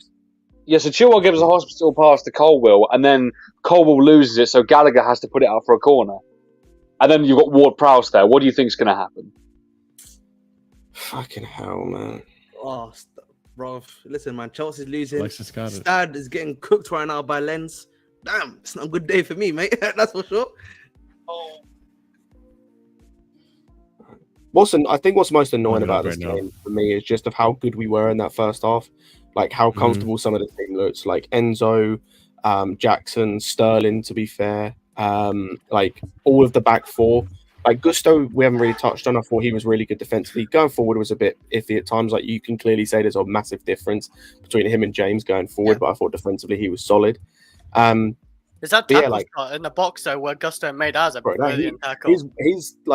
His 1v1 ability and his like tackling is immense. We didn't actually mention Gusto actually. I thought Gusto actually had a good game. He's like, he wasn't. Unfortunately, it was overshadowed by the bad performance. Like, sorry, can you pause it here? Can you go back when he's about to pass and just pause it? Like, like right around here, pretty much. He's looking up. Just a couple of frames, like 6 more frames, Marshall. There, stop it there. He can see the dude is coming to press Colwill. You can see. I could even argue you could try to make this pass. No. Marshall. No. Bro. Just when in doubt, switch it to Gusto. You know. I don't know if he could do that. Like, that's a clown. Why does not switch play? On review as well, I do think Sanchez could maybe stand wide to the post as well to give him an option there. Maybe. Yeah, keepers tend to do that. Keepers do that, and do that a lot. I see Kepa's move. Yeah, Kepa's done that, and Sanchez doesn't make it the option there. Even Chilwell could have passed it to the side, and Sanchez could have caught up to it. Like, I'm not even opposed to that. Like, this was the worst. This is one of the worst passes you could have made. The worst one would have probably been to Gallagher, but this is like probably the second worst one. And you put. I'd argue that's worse because he gets tackled and they can go and score, but they got a corner. And then Levi gets pressured, and what is he supposed to do there? I mean, not the best touch either from Levi, but at the same time, touch. But even if he gets that under control, what's he meant to do? Pass it to Sanchez is really his only option. The only thing that Colwill can do in that situation is do what Chilwell should have done, which is hoof it out. Yeah. Like, his fucking brain dead dumb. Bro, it's just lack of like intelligent play. That's all it is. Him and Gallagher. The moment those two motherfuckers are at this team is the day I like fall in love with Chelsea again. Listen, man, I'm telling you right now, the moment Lavia is back to full health, it was for full fitness, and Caicedo is back to full fitness, I'm telling you right now, Gallagher ain't starting, man. If he starts here even after that, possibly, bro, I'm catching you out. We're chatting outside, bro. If we still try and play a number 10, I don't think this is the end of Gallagher. I don't think 10's happening. Like for me, I'm saying if we continue, because like we don't have. Of course, I understand that. So far. I understand that. Oh my lord, that could be too. It's like Carney right now. Like as much as we're playing Carney as a 10, it's been working. He's actually is he a number 10? Would you guys say? Like I think he's more of an 8. 10. He's more of an attacking 8. Yeah, and like even his positioning shows that, like like the way he positioned himself almost as in like between the 10 role where the 10 should be and where the 6 should be. You say that, Ahmed, but I thought this game he was playing like very attacking this game. There was, as I mentioned earlier, there were even times like he was playing as a left winger at times because of how wide he was having to go because Chilwell was inverted. Like, I thought he did really well. And if depending on what we're going to do going forward, like I've said this before, I'm not opposed considering how creative he is, and particularly how in the first half he was kind of isolating Gallagher a bit. I'm more than happy with like put Enzo as the 10. But Enzo as the 10 or the attacking A, whatever, have Lavia and Caicedo just do the defensive sweeping job behind. Exactly. More than happy to do that. But that's what we should probably be doing. Like, I don't understand. Like, I think for me, if you want to play Enzo in the 10, like, we know these wingers that we've been linked to even now, like, you know, a Doku, a Barcola. These guys are just 1v1 defenders. And then after that, they usually either cut in or shoot, or they usually cross the ball in. So the only creativity you're going to be getting is either crossing or shooting into the net. That's all you're going to be getting. So, like, that's the type of... And your wing-backs usually do the crossing for you. So, that's centrally, we're lacking something centrally at the end of the day. And I don't know if Enzo can just completely fill that role by himself. But that's the worry you got. Also, I'm going to be honest, with whoever they're looking at as a winger, like, they actually just need to start looking at more than just, like, 1v1 ability. Like, go and find someone who's got IQ. Because I'm getting real sick of you going and buying these attackers that have no IQ when it comes to the final third. Like, Mudryk, I'm not going to go too hard on because it was his first minute. Yeah. Goalkeeper seems like an intelligent one, but he's fucking injured. He was, but like obviously he's far and away ahead of the other guys in terms of age and experience, etc. Yeah, he's like 25. Mudryk, I'm not going to go too hard on because like, it was his first minutes and whatnot. Like, he didn't look great, but he also had a couple of nice moments. Mudryk looks like a headless chicken, as we spoke about. Sterling, the only thing that I was disappointed with him today is his final ball at times. Like, everything else about his game was good. It's just that final ball let him down a few too many times. But yeah, just go and buy me someone. I don't care who we get now for the wing position. Go buy me someone that's going to be a creative threat, but is also going to have some level of football IQ in the final third. Well, now that Carney's injured, you know what we're going to get now? We're going to get the João Felix Simp Gang back in action on Twitter. Oliver, I'll be completely honest. Depending on the if there's a deal that can be worked out, I'd take him right now. If there's a decent deal that can be worked out. I mean, yeah, we are desperate. I just get annoyed at how, you know, we literally know Poch doesn't want the guy. Like, it's not even that I don't rate the player, but Poch doesn't want him, and I'm going to back that. So that's me. Wait, Poch said he didn't want him? That's kind of odd. Yeah, the Atletico director said that it was Poch's decision to not keep him for another loan or extend it. Yeah, I understand. Also, if he wanted him, would he kept him? Because it was clear, from what we heard, it was quite clear. I think Vivell wanted to keep Felix. Yeah, and that was one of the many things that built up. Who else do you bring in? Like, who do you bring in for that 10 then? Because like, there's words. I know that the words, but like apparently, kudos, man. 51 million euros. I don't know. The club, bro, they've been bulking up 51 million for a lot of stuff. So we'll see if let's hope they make it happen. You know what the issue we've got though? The issue we've got is the same. The issue we've got, and maybe I'm thinking about this wrong. The issue that I feel is we have is if we buy Kudus, and then Nkunku comes back, and then Carney comes back, then what? But maybe that's me trying to be too logical about it and think. But the thing is there's a need for logic, bro. Because like once all of these guys come back to full health, yeah, some of these guys are not going to be starting. So like, there's also like, you have to add like the squad aspect to it as well. Like, if you are going to be keeping Mudryk here, you got Mudryk, Sterling on one side. Like, so Mudryk and who is it, Chilwell? Let's say, because that's what we did right now. Mudryk, and Sterling can be a backup for the left wing, right? And then you got Chilwell that's technically playing there. On the right wing is Sterling and Mudryk, as we've seen right now. You bring in someone else like a Kudus or whoever it may be. There's gonna be another person on that side, plus whoever's in the middle, and then Nkunku. So you got to think from that perspective as well. I don't know what's gonna happen, man. Honestly, I'll just wait and see. Got to wait and see on that one, bro. But the fact that we're already hearing about Brennan Johnson, you're hearing about Barcola, Doku. You know, there's Jeremy Pino, another one from Villarreal. That's a winger that's very young. So it's not looking like we're getting a number. It's not looking we're looking at number 10 at the very least.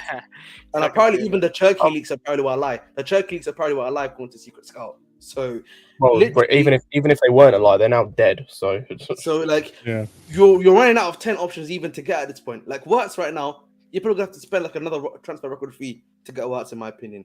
But by the way, over 120 of you guys watching, let's try to get that like button up to 65 likes, please, people. It does help out the channel tremendously, and if you're enjoying the content, it does show that you are. Talking about mercenary stuff, bro. The guy's not been training in weeks.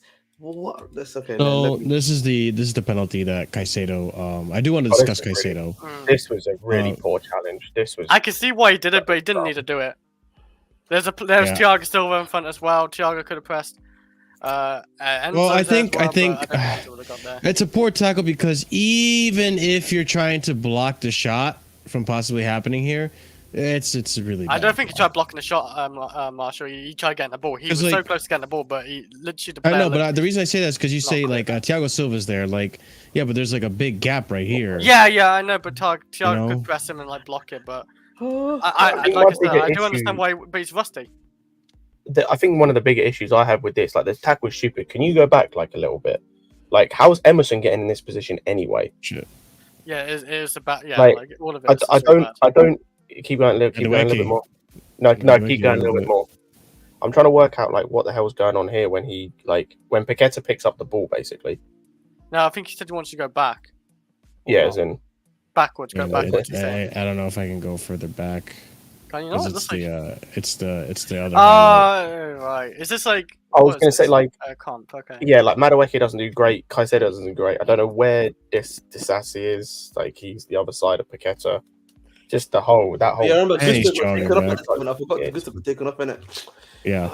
Damn, bro. Are we allowed to show this, Marshall? After this, we can share it after this, man. Because show what? It's the chance. Like, is this Mudryk chance? I need to show it. You gotta like do it slow mo, like what I'm doing. Otherwise, it will get copyrighted. All right, so you gotta click and drag. You gotta click and drag the thing. 0.25 speed, right? No, just click and drag it. Click and drag the cursor. All right, lovely, jubbly. We can do that. Okay, 1 second. Let me know when you're ready. Yeah. I would like to see which one you're talking about as well. The volley where he puts it into the atmosphere. Oh, I know what you're talking about. Are you ready? Yeah. You might have to pause it and then like do it slowly. Yeah, pause it. Yeah, and then you're also gonna have to turn the sound off as well. Yeah, the sound. Turn that sound off. Let's do it 0.25 speed. That's it. No, don't play it. Don't play it. Just click and drag the cursor. Like hold this. Hold the. Yeah. And then like boom, beautiful. There you go. Look at the time he's got on the ball. Look at the time he's got on the ball. Oh, it's where he skied it. Yeah, this is our number. I don't know how he did that. That was a bad chance. I'm so glad you're showing this. Actually, I'm so glad you're showing this. Can we go back to the conversation I had earlier, where this guy plays like he's on speed? Like this guy plays like he's on NDMA. Like any player with half a brain cell, right? At this point, goes right. Let me position myself and steady myself so I'm ready to hit this. Like in a way that makes sense, so I can hit this first time like on the run. I don't have to stop. And then go a little bit forward. Go to the point where he kicks the ball. I don't know how he gets. And he's having to look at the body, look at the fucking body shape because he's run too far. Because he's going too goddamn fast. Oh my! Yeah, he's a bit too forward there. Because he doesn't. Really I didn't even think about that. Oh my! This man can't control his speed. This man got his 0 or 100. There's no in between. There's nothing in between. It's 0 or 100. I don't know why he rushed to it. He actually has a gap as well. There's a gap that he can literally shoot it in. He's free. Also, Ahmed, what? Anyone that's played football and actually on this panel, what are you taught all the time from the first moment when it comes to volleys and whatnot? What is the first thing you're taught? Lean forward. Get your head over the ball is the first thing you're taught. Oh my god! Yeah. It doesn't even look like he leaned back either. Like he just went too forward. But look, even at the ankle, I'm still confused about the ankle. How do you even do that? Like, oh my! It beggars beyond belief, man. It beggars. I don't know how it went so high. I don't know. Like, that's crazy. How do you man? Like that's what I'm saying. Like you're taught as a child, get your head over the ball. Otherwise, that happens. I remember being taught that as a child, as an 11-year-old. Yes. Yep. Freaking. Wow. He even had a time yet. He even had time to take a touch and just pass it to like Chilwell or whoever it was, or whoever the other guy was. That's another option he could have done. He could have taken a touch. No, not even pass. Just put your foot through it, like laces. No, but I'm Gabriel's just saying that he right, even had like- other options if he wanted to, bro. He even had other options there if was he another wanted to. option there. If I don't know if he felt comfortable when he ran into that or not. If he didn't feel comfortable, then he should By have the way, touched. yeah, don't hang on. I don't know about how to say his first name, but Kumar's got it right. By the way, like, bro, all of this work in the gym that this guy keeps doing, bro. Can you get on a football pitch? Get on a football pitch and learn how to play football. I don't need you to get to the size of what's the guy, the Eddie, whatever his name is, the British dude, world's strongest man. I don't need you to be that size. Eddie Hall, man. Eddie Hall. That's it. We don't need big you up, to be Eddie Hall, big up bro. for the super chat. And By if the way, if we wanted, if we wanted a physicality merchant, Traore was right there. He's gone to Fulham now. Big up Bro, to the you super know what's chat. Thank you crazy, for the guys? $1.99 super chat. Moyes gave back shots. Moyes gave Poch back shots, and he just took it. Yo, Yeah, a little bit. I'm just gonna- Secondly, Real you know what's quick. crazy, guys? You know why we brought Mudryk? Because we couldn't get our primary target. Do you know how our primary target was, guys? Now, Ow. like, that's what hurts. Like, that's what really hurts because I want to give this guy time, and I'm not writing him off yet. I've laid into him, but I'm not writing him off Yeah, yet. yeah. But that's the hardest thing for me is the fact that go and look at what we could have had. and Yeah, didn't Fabrizio also say that we turned away Neymar because of reportedly, Mudryk. but like we could have had Leao, we could have maybe had Neymar. We could, for half the price, we could have got Trossard, who's better, who right now is better. Forget what they could be in 10 years' time. Right now, Trossard is better. We could have had that for half the price. That's what hurts more than anything. Not that like not the money we spent necessarily.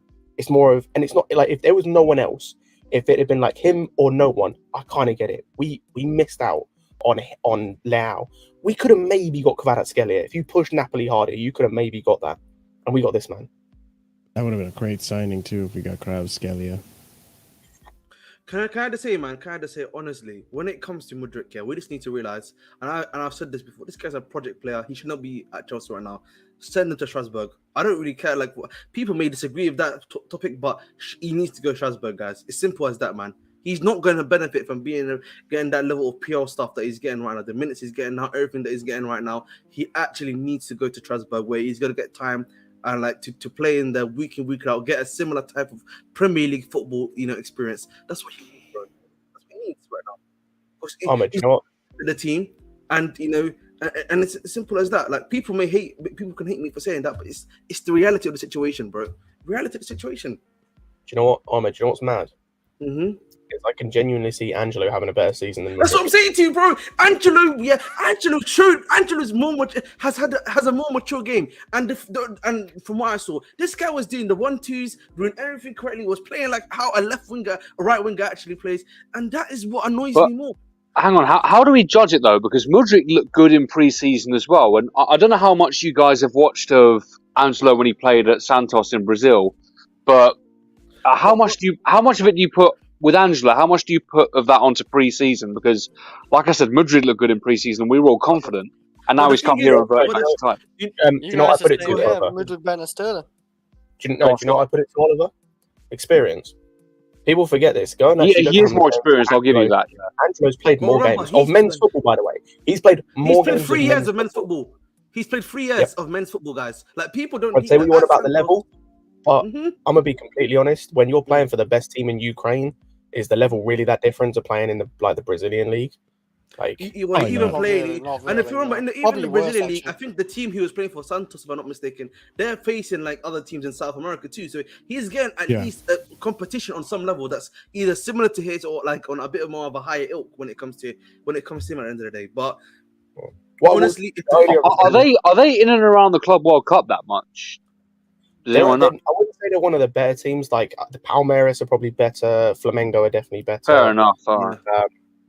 The one thing I'll say about Mudryk, though, despite how much we've crashed on him, is the very least that we could do as a club and from the manager is play him in a way that suits him and gets the best out of him.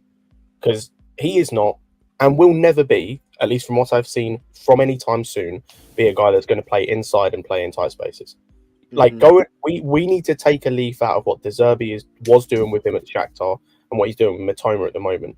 Play him on as a touchline winger, out wide, have him basically hug the touchline, so he's 1v1 all the time with the fullback in space, so he has time to get at them for 90 minutes or however long he plays.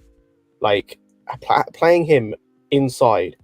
There was a moment, bro. I nearly lost my head where he picked the ball up from the centre back.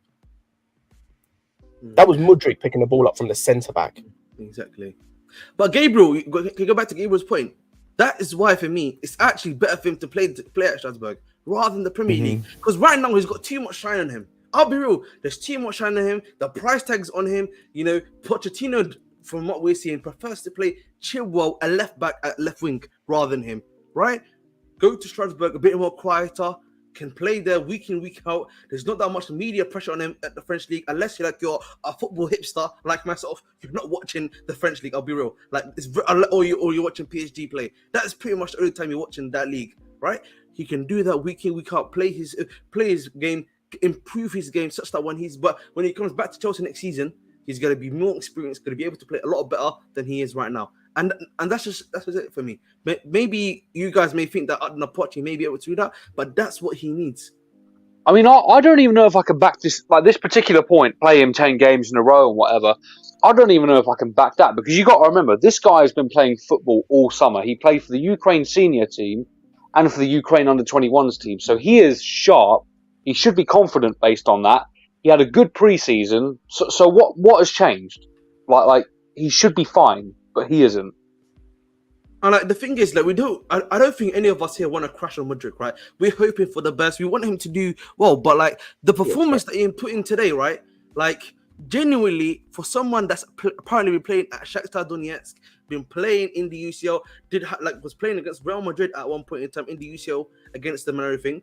That's not the performance that you expect in him, bro.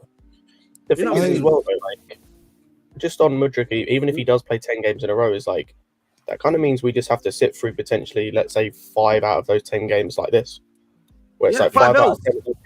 No, 5 out of those 10, not L's necessarily. We could still win it. Like 5 out of 10 performances, he's just going to look like shit.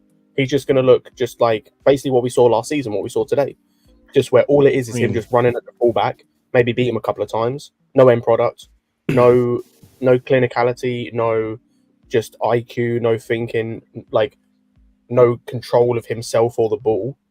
And like, how are the Chelsea fans willing to do that as a whole? Me personally, I will sit through 5 games as long as you show me discernible attributes on the ball, or just something that there's something here. You can get better at that. I see nothing right now except his pace, but he can't control his pace. He's not good at using it in the right way.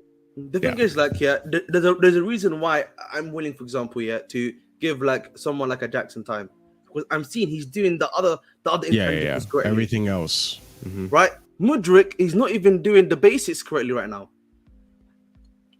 You know what I just did? It's not even... Actually, go ahead, Marshall.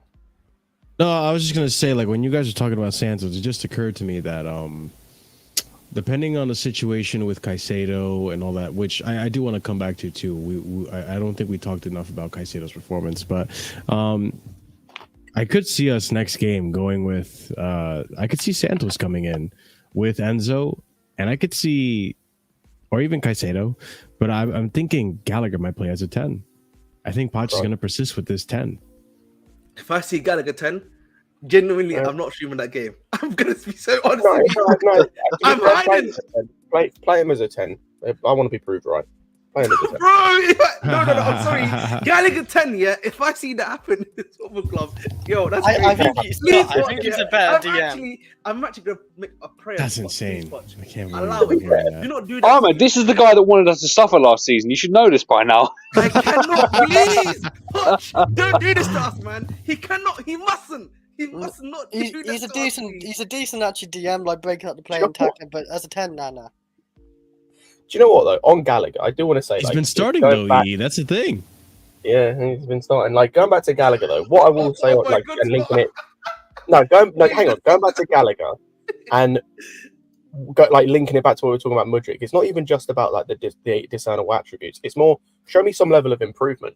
Because that's the thing that I can hate on Gallagher as much as I want, but in certain aspects of how he's been playing so far this season, there is a level of improvement. I don't think it's enough for him to be anywhere near the first team or even in the squad, but there is a level of improvement that we have seen in his game, in terms of from a defensive aspect and in terms of having a bit more of it. He has actually, well, the one thing I will say he's improved on a lot better compared to last season is his understanding of where to be on the football pitch in terms of his positioning on the football pitch. He seems to have positional awareness. He seems to have got a much better idea of that, and like that's where I still disagree with it massively. But if people think he deserves to stay or has a place, fair. But that's my point. Is like I'm calm with Mudryk putting in performances like this. If game by game I'm seeing bits of improvement here and there. If I'm just going to see the same shit over and over and over again, and there's no improvement, what is the point? Because if the whole point of bad performances is you improve on them. That's why for me, like even if you had a bad preseason, it's better than not having any preseason, because you can still see what you did bad, how the team is working, how what you did wrong affects the team, and how you can work on that with film and whatnot. Like if he's just going to be bad the whole season or half the season and just doesn't improve, then there's no point. There's no point in him playing. There's no point in him being involved. Because if he's going to do the same shit that we were seeing last season, and it's going to look exactly the same, and we're under supposedly a better coach, and I do believe Pochettino is a better coach than what we had last season, then there's literally no point. There is no point in him playing if he ain't going to improve.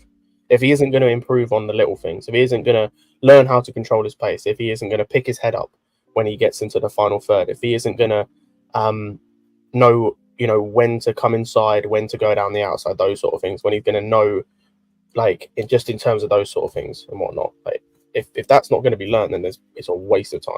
Dude, at least with Gallagher, going off of what Scott was saying, at least with Gallagher, we've seen improvement in the interception, the awareness off the ball, right? We've seen improvement even with the tackling, to be honest. Because I remember last season, whenever Gallagher would put in a tackle, we already knew it was a foul. He's even cleaned up on his tackling. I hate this. I never thought I would say this, but as a DM, he's not been doing too bad. Last season as a DM, I am trembling. I am oh my god, we're gonna go down to 10 men. This season, I'll go one further. Even game to game, because the thing was, as good as he was last game, my thing was with his tackles is every tackle he went into last game, it looked like he was trying to break someone's legs. This game, his tackling was a lot more measured. It was a lot calmer. It was a lot it wasn't so reckless. It wasn't like he was Rudiger flying into challenges left, right. It was measured. That's game to game. Say what you want about how good or bad he is as a player and how limited he is. That's a game to game improvement that he's made there. Yeah. Do you know what it is? And I'm not saying he should play as a 10. I'm just saying I could see next game Poch sticking with this formation and putting him in as a 10. I mean, he played as a 10 this game. Do you know what it is? Do you know what it is? Yeah, Gallagher. Yeah, I think Poch is did his research at what he was doing at Palace, right? Even though Palace was a bit more attacking, one of the good things about him was that he was doing the interception game quite well. That's the one thing that he did quite well there, because he had obviously Schlupp there, and I forgot who. It wasn't Decore that was there when he came. There was another guy that was there as well. Milivojevic. Milivojevic was a pretty decent CM in the league. I'll give him that, decent CM. But so he had those guys around him. So he was. Now he doesn't. He has that less so now, because obviously he's got Enzo next to him, and Enzo's he's literally the same basically in that area, if you're being honest. So, but I don't mind that level of improvement is all right. I don't mind that. The thing for me though with Mudryk, is that he needs a lot of time. He needs work. It's not going to be a one season thing, Mudryk. It's going to be a multiple season thing with him. That's just me though. He need to give him 1 or 2 seasons to reach that peak. It's not going to be just one season. At the end of the season, he may be better, but he's not going to be better to the level that you may want him to be. That's all.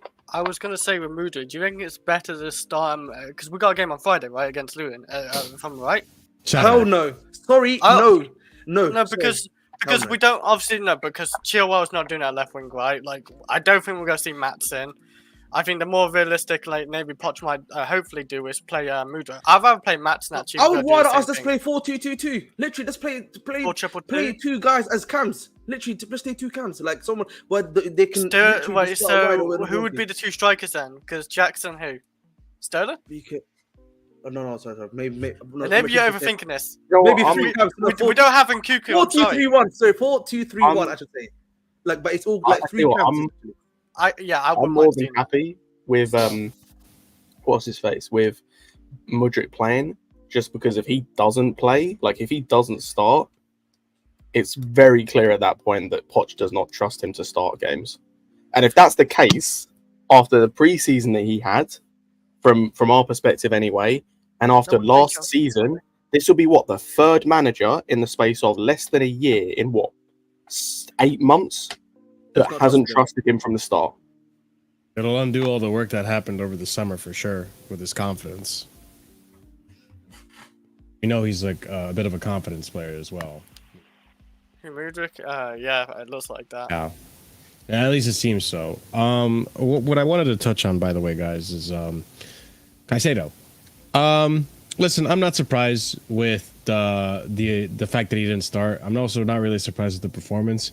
This guy missed what, 2 games or just 1 game with Brighton in the preseason. He missed most So- of them except for the last one. I think he only played one preseason game. Yeah, the last Yeah, one. he only Bro, played one he hasn't preseason game. played that many games. Guys, he hasn't played that many games. He hasn't So- played that many games. He hasn't undergone the the Poch fitness routine as well. Like all these players went and did the test or whatever, the fitness tests, and really became Poch fit. Caicedo and Lavia have not done that. I don't think they're gonna be match fit. Even next game, I don't think Caicedo's gonna be match fit.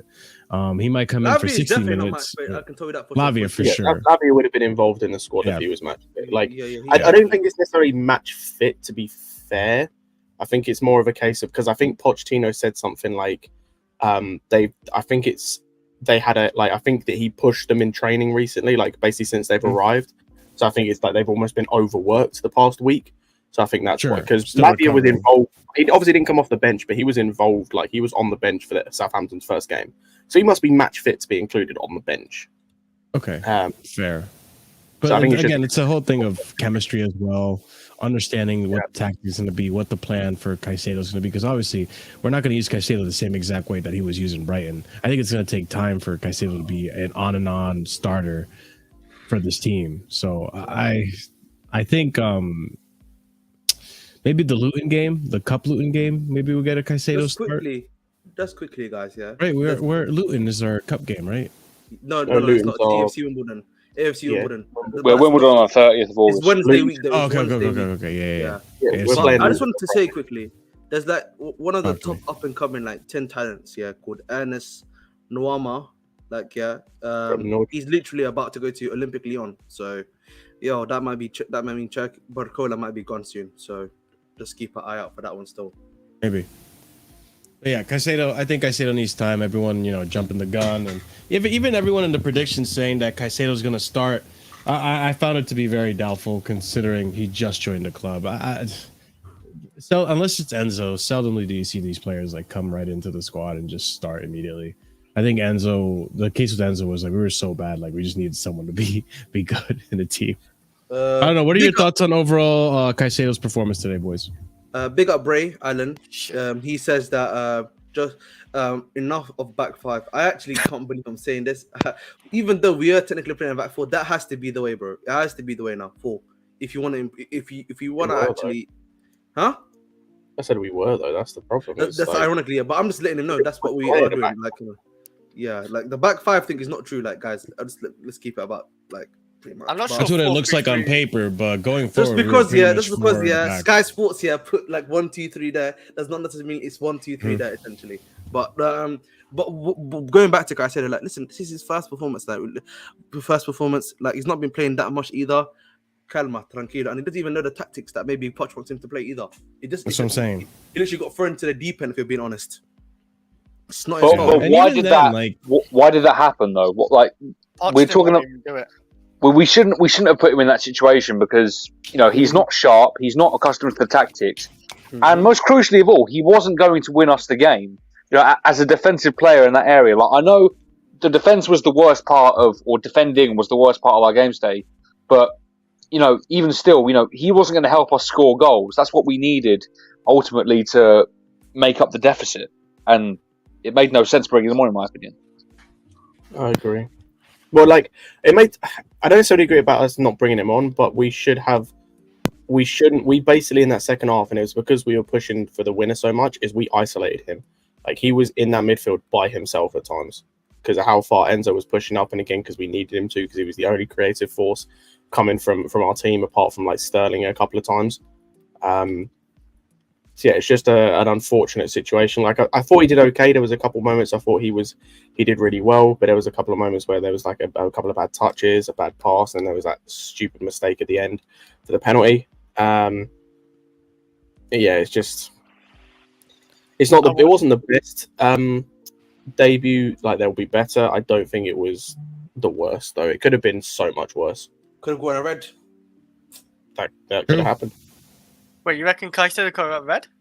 That's the worst penalty? performance. Imagine you give a penalty. I would. That That would would happen, and then you get a red. That's the ultimate. That's the ultimate. I was going to quickly say before I jump off. Actually, Yeah, Jonathan would go. like what's his name? Poch didn't even want to apparently use Caicedo unless we had to use him, like throw him in last second, like. And if we was winning, like say for example, if we was winning before like 2-1 or something, I don't think he would use Caicedo for maybe like last 10 minutes or something, but not so early on. I don't think he wanted to throw him in because he knew how he would. Yeah, I did say Friday. I thought it was because Will told me. Yeah, we'll play Friday. I always trust Will's knowledge, man. Will's got great knowledge. It is Friday, yeah. So yeah, like I think I don't know if he plays on Friday because like, he looked stiff and like he looked. I don't think he's starting. I don't know if I would either, but because it's too much of a risk. I just think we have to be patient this season. We have to wait like 5 games or so, and then when we have Lavia, Caicedo more fully fit, more like tactics and sharp and not looking stiff, then we might see a different team. But at the same time, though, is Luton not the kind of team that you want to kind of try and bed a guy in like that and give him a bit of confidence? Later, Chris. Probably want to be doing that, yeah. Yeah, obviously, but like that's why I think for me it makes sense. If you're Chelsea, this is where you play if you're forced to change formation to 4-3-3 because of like you can't get any turns. This is where you do it. You bring him in. If you have to play Mudryk, and that's the decision that you've made, you have to play Mudryk there. You have to play Sterling on the other side, and then play Jackson there. That's what you gotta do, man. Listen, obviously, today I didn't want to lose to West Ham, but. None of us obviously wanted to lose to West Ham, but I think overall, Chris nailed it on the head. With this season, I think we just have to be patient. This team is a very young team. It's a team that needs time to gel. It's a team that, we have certain players playing out of their positions as well. Like, we got new signings as well. That's going to take time. It's a project. It's a project for a reason. It's not a done team. It's not like we're building off of a Premier League winning team and just like trying to reinforce that. Like, no, we're trying to get back to where we were. I don't even want to say. I hear that, bro. The season before that, I want to say like where we were 4 or 5 seasons ago. Like really challenging. Like I'm talking about like the Conte season where we were actually challenging for the Premier League and we were somewhat of a complete team, and then things started going downhill from there. It's 7 years ago, my friend. Now it's 7 years ago. Sorry, I did the math. I was trying to do the math on the spot. I was fucking it up. It's alright, bro. But like, you know what I'm trying to say? Like, we're trying to go back to that like dominant force in Chelsea. Marshall, you know what the problem is though? Yeah. Right? I agree with what you're saying, and the problem is though you've added the pressure now with the money you've put into the squad. You've added pressure now. But the thing is, though, like, I know you understand this. I know the rivals won't, but like, with the money that we spent, the rivals don't understand that, bro. It's not just the rivals. Like, a lot of these fans, like, listen, right now, you, me, Scott, and Oliver, we're like educated fans in the sense that we follow the team, we listen to like the news and the stuff. That's we're logical, we're reasonable. Yeah, right. A lot of these fans, they're coming from home, they're coming from their house. They maybe busy days work, coming to watch Chelsea on the weekend, right? And they're expecting Chelsea to be at the level they've been seeing them for the last 20 years. Yeah. And like when you hearing from Sky News, 150 million spent on Caicedo, 60 million spent. No, it's not 60, of course, for Lavia, but like 60 million spent on Lavia. 1 billion spent on this team. Exactamundo, right? No. Yeah. Are they gonna have patience? That's what I'm saying to you, bro.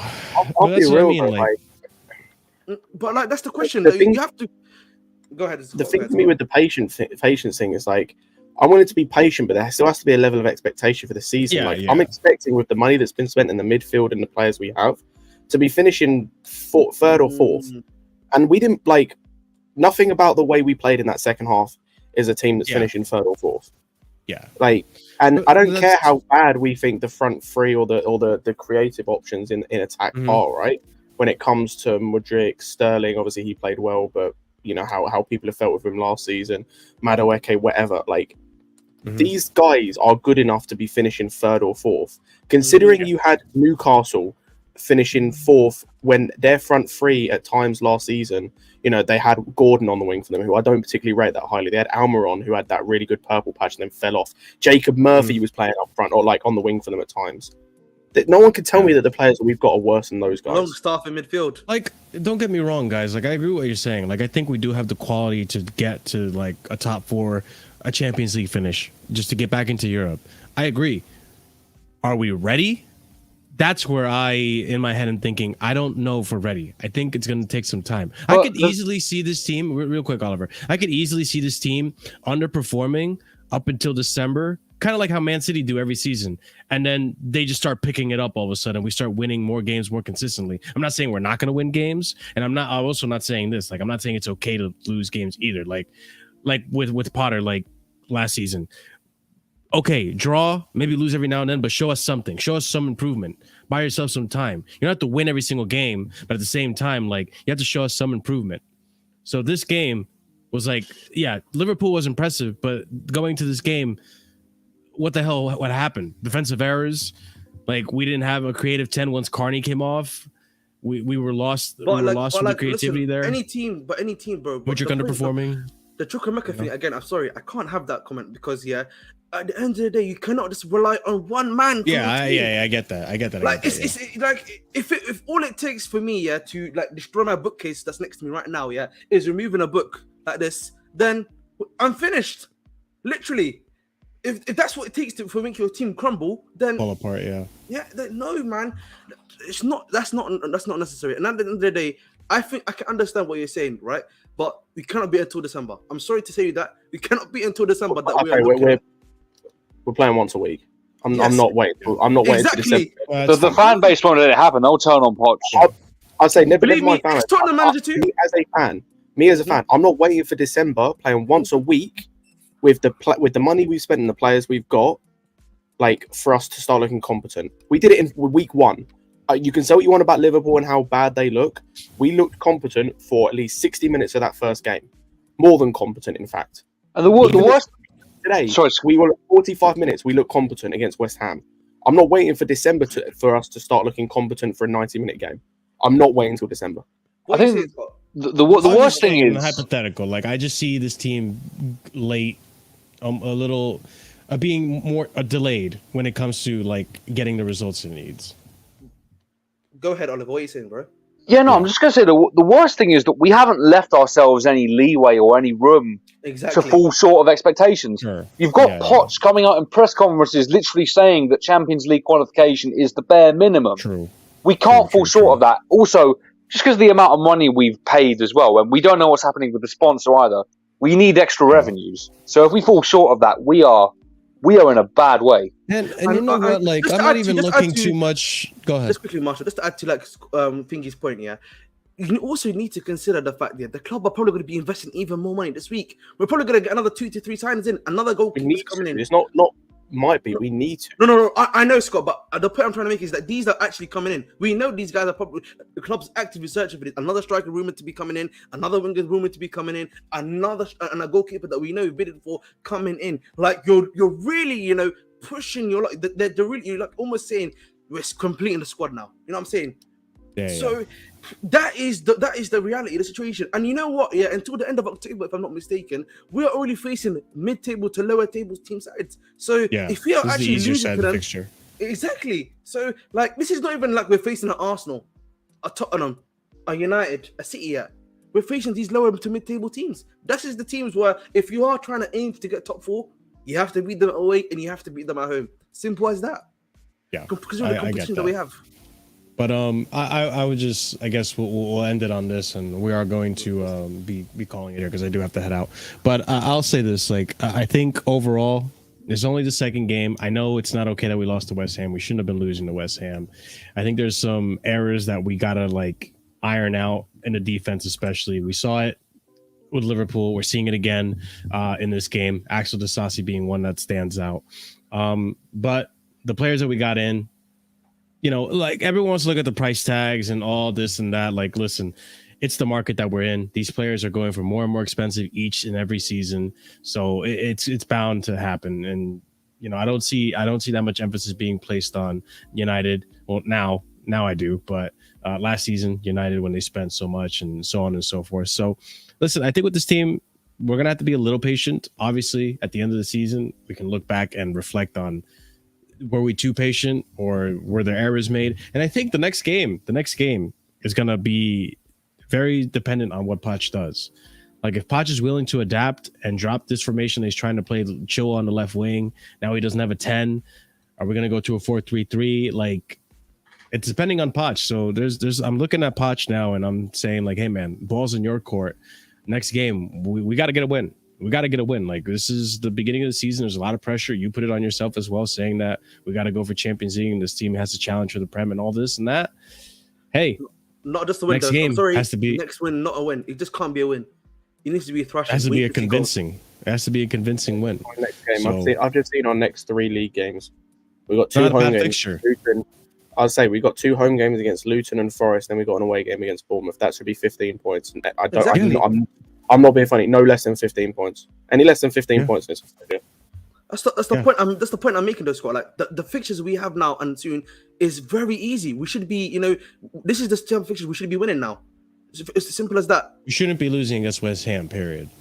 Like, okay, maybe if we got away with a draw, all right. Teams. Do you know what it is, Marshall? I can hear us losing to West Ham if we get outplayed. If we just get outplayed, because that can happen, that's fair enough. Yeah, we didn't get outplayed. No, we didn't get outplayed. We didn't put away our chances when we had them, and then we just made stupid defensive errors, which need to pattern up because we were seeing the same defensive errors in preseason as well. So we need to fix up on the defense. Something needs to change. Something needs to happen where we're more solid there. And if it's Badiashile coming back, then so be it. Like I wish for him to come back as quick as possible because we were so defensively sound when Badiashile was in the back there. And I'm not saying it's him. I'm not saying it's without him, but something's got to happen. But ladies and gents, next game is going to be Friday against, I have it right here, Luton Town.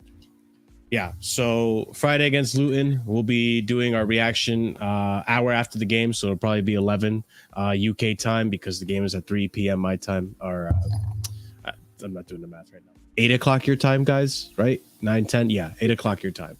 So we'll be doing a match reaction 6. We'll probably have a Casually Chelsea show tomorrow as well. So keep your bell notification on so that you do see that when it does come on. We're going to go ahead and raid Lewis's stream, which will be starting very soon. So go hang out with him. Make sure he knows where you're coming from. If you guys haven't done so already, smash up the like buttons. Subscribe to the channel if you haven't done so as well, because 69% of you, about 69% of you have not subscribed, but you do watch the channel. So go ahead, show your support by subscribing and check out all the links down below into the description. Leave a comment, let us know what you think. Also, be sure to check out our memberships. We have 4 different tiers starting at 99p. Shout out to the proper casuals and higher members. That is Winter Surfer, OG Turbo Cheeses, Scott, Dark, and Adrian. Thank you guys for the support. And thank you everyone else who's also a member.